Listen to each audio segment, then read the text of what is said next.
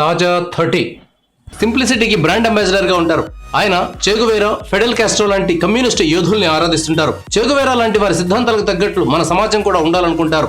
అనుకోవడమే కాదు, సమాజాన్ని కమ్యూనిజానికి వీలైనంత దగ్గరగా చేర్చేందుకు తన వద్ద ప్రయత్నం చేస్తుంటారు. పవన్ మహా సిగ్గరి, పెద్దగా ఎవరితోనూ మాట్లాడరు.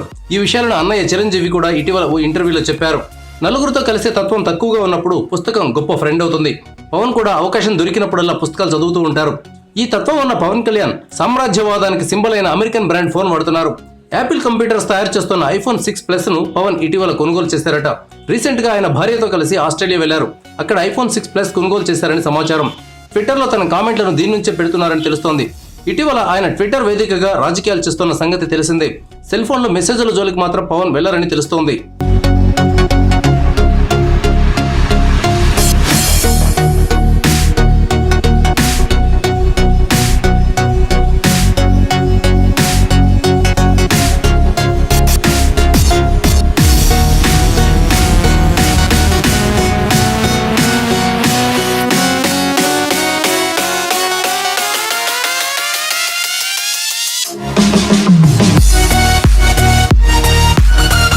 Thank you viewers.